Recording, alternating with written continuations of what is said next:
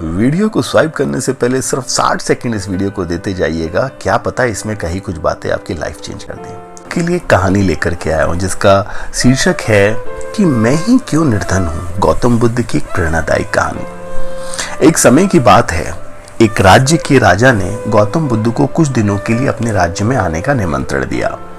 उस राजा के निमंत्रण को बुद्ध ने स्वीकार किया और वो अपने कुछ शिष्यों के साथ उस राज्य में चले गए।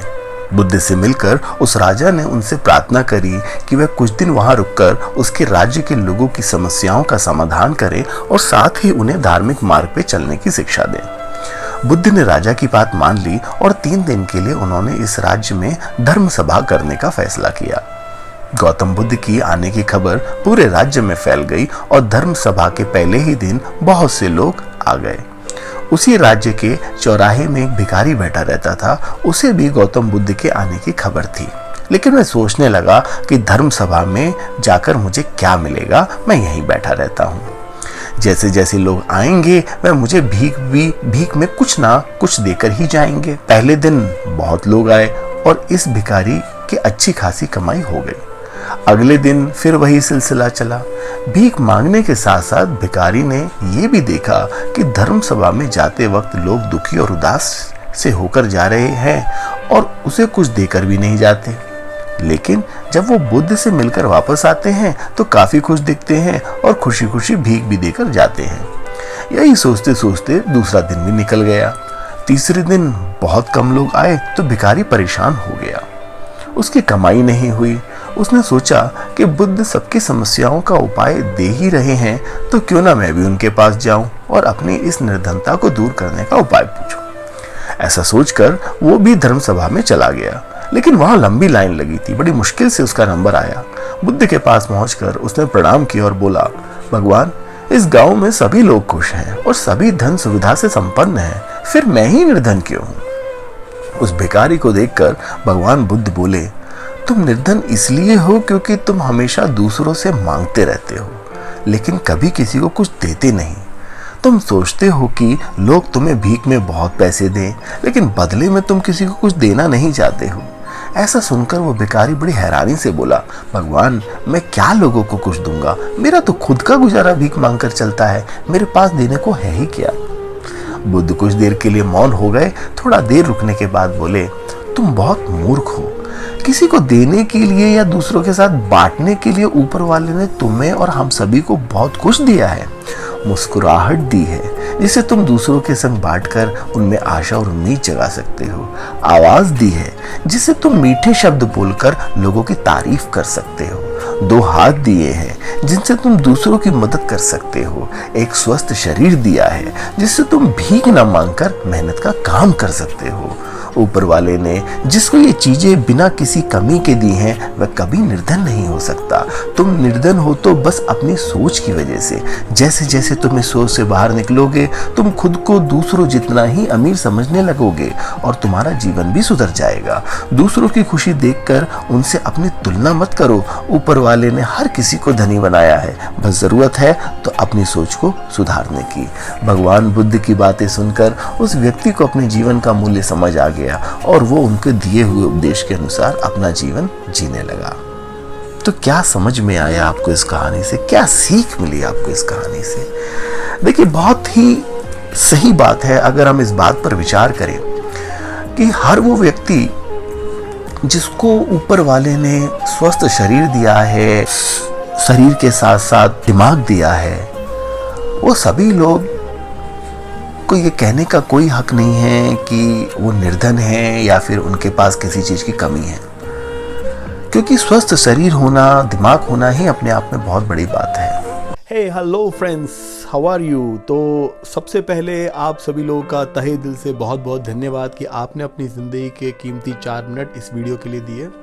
और जब भी मैं कोई वीडियो बनाता हूँ, जब भी मैं कोई मोटिवेशनल स्टोरी लेके आता हूँ, तो मेरे दिमाग में, मेरे जहन में ये रहता है कि जो भी टाइम आप दे रहे हैं वो आपका वर्थ जाना चाहिए। ऐसा नहीं होना चाहिए, वो कहीं ना कहीं आपसे रिलेट होना चाहिए। चलिए, ज़्यादा टाइम नहीं लूँगा मैं। इस स्टोरी के माध्यम से जो आपने सीखा बहुत ही इम्पॉर्टेंट है, क्योंकि लाइफ में कहीं ना कहीं हम सब लोग कुछ ना कुछ कंप्लेन करते हैं, सब कुछ होता है बट फिर भी कंप्लेन करते हैं। कोई प्राइवेट में है तो कंप्लेन कर रहा है, कोई स्टूडेंट है तो कंप्लेन कर रहा है, किसी की जॉब नहीं लगी है तो कंप्लेन कर रहा है, किसी की लग गई है तो कंप्लेन कर रहा है, किसी की शादी नहीं हुई है तो कंप्लेन कर रहा है, किसी की शादी हो गई है तो कंप्लेन कर रहा है, किसी के बच्चे नहीं है तो कंप्लेन कर रहा है, किसी के बच्चे हैं तो कंप्लेन कर रहा है। तो क्या होता है ना, जब हम बहुत ज़्यादा भगवान से कंप्लेन करते हैं तो भगवान को भी बुरा लगता है कि यार इतना सब कुछ मैं कर रहा हूँ बट फिर भी ये व्यक्ति बार बार कंप्लेन कर रहा है। तो रादर देन कंप्लेनिंग, अगर हम अपना बिहेवियर ग्रैटिट्यूड का रखें कि देखिए लाइफ में 100% किसी के पास भी नहीं है और लाइफ में थोड़ी बहुत कमी सबके पास है। तो सबसे इम्पॉर्टेंट है हमारे लिए कि भगवान ने जो हमें स्वस्थ शरीर दिया है, स्वस्थ मस्तिष्क दिया है, आप लोग ये देखिए हम लोग परिपूर्ण हैं तब हम भगवान से कंप्लेन कर रहे हैं। तो वो लोग जिनको वाकई में कंप्लेन करना चाहिए बट वो लोग कंप्लेन नहीं करके खुद को प्रूव कर रहे हैं, तो उनसे हमें काफ़ी कुछ सीखना चाहिए। तो इसलिए लाइफ में ग्रैटिट्यूड का भावना रखिए, मतलब हमेशा बीइंग अ थैंकफुल कि अगर कुछ भी है, आप सुबह उठिए, आप भगवान को कि भगवान इतना सब कुछ है मेरे पास, इतना ब्लेसिंग है, सारा सब कुछ है, उसके लिए मेरे तहे दिल से मेरे लिए आपको थैंक यू। तो जब आपका बिहेवियर ऐसा बनेगा ना कि जब आपके अंदर ग्रैटिट्यूड की भावना आएगी तो आप देखिए कि आपके पास कुछ भी चीज़ कमी नहीं रहेगी, सब चीज़ें ऑटोमेटिक आएगी, क्योंकि अब आप अपने आप को उस वाइब्रेशन में ले आए हो जहां आपका कंप्लेनिंग करने का आदत बंद हो गया है। तो लाइफ में ना कंप्लेनर मत बनिए, वरना लाइफ में आप कंप्लेन करते रहेंगे और ये कंप्लेन से नुकसान किसको होगा? सिर्फ आपको होगा, क्योंकि जब भी आप कंप्लेन करते हैं, जब भी आप रीज़न देते हैं तो आप सिर्फ अपना नुकसान करते हैं, आप किसी और को नुकसान नहीं कर रहे हैं। तो आपको अपनी फ्रीक्वेंसी सेट करनी है वैसी जो कामयाब लोगों की है, आपको वैसी फ्रीक्वेंसी सेट नहीं करनी है जो कामयाब नहीं होते हैं, जिन्हें फेलियर कहा जाता है। और हमेशा से मेरी कोशिश रहती है कि मैं छोटी छोटी वीडियोस, छोटी छोटी स्टोरी के माध्यम से आपके, देखिए सबके जीवन में चीज़ें लगभग एक सी रहती हैं, सबके जीवन में चीज़ें उस तरीके से आती है, but the only thing is that कि हम कितना उनको समझ पाते हैं। कई बार हम इतने लाइफ में व्यस्त होते हैं कि हम उन पर ध्यान नहीं दे पाते, नहीं समझ पाते हैं। कई बार क्या होता है ना, लाइफ में बड़ी बड़ी चीज़ें ईजीली सॉल्व हो जाती हैं अगर हम उस पर ध्यान दें, मतलब अगर हम खुद पर थोड़ा सा टाइम दें तो शायद से एक बड़ी प्रॉब्लम जिसके लिए हम दर दर भटक रहे हैं, परेशान हैं, तो वो शायद से सॉल्व हो जाएगी। तो लाइफ में अगर आपको आगे बढ़ना है, लाइफ में कामयाब होना है, just take a pause, think about yourself, realize, visualize, देखिए आप कहाँ हैं, क्या आपकी स्ट्रेंथ है, क्या वीकनेस है, और अगर आपने खुद को उसके अकॉर्डिंग सही फ्रीक्वेंसी में सेट कर लिया देन आपको कामयाब होने से कोई नहीं रोक सकता। अभी ये बार बार जो मैं फ्रीक्वेंसी वर्ड यूज़ कर रहा हूँ इसके बारे में भी एक डिटेल्ड आपके सामने वीडियो लेके आऊँगा कि किस तरीके से जो सक्सेसफुल लोग होते हैं, आप किसी की भी बात करो, फिर चाहे रतन टाटा साहब हो, धीरू भाई अंबानी साहब हो, या फिर अपने फिल्म जगत में सेलिब्रिटीज़ हो, या फिर अपने क्रिकेट जगत में या स्पोर्ट्स जगत में जो भी है, उन सब लोगों का जो लिविंग स्टैंडर्ड होता है या उन सब लोगों का जो एक डेली रूटीन होता है या जो उनका काम करने का तरीका होता है, उनका फ्रीक्वेंसी अलग है। उनकी लाइफ में ये ना, नहीं, या फिर ये कंप्लेन, ये सब चीज़ें नहीं रहती, और यही कारण है कि वो हम लोगों से अलग होते हैं, इसलिए वो सेलिब्रिटी होते हैं। आप भी अपनी लाइफ में सेलिब्रिटी बन सकते हैं, बस आपको फ्रीक्वेंसी चेंज करनी है। तो चलिए, अनदर 4 मिनट के लिए बहुत बहुत धन्यवाद। अगर आपने मेरी पूरी वीडियो देखी है तो I am really thankful to you, because ये जो प्रीशियस टाइम दिया है वो मेरे लिए सबसे ज़्यादा इम्पॉर्टेंट है।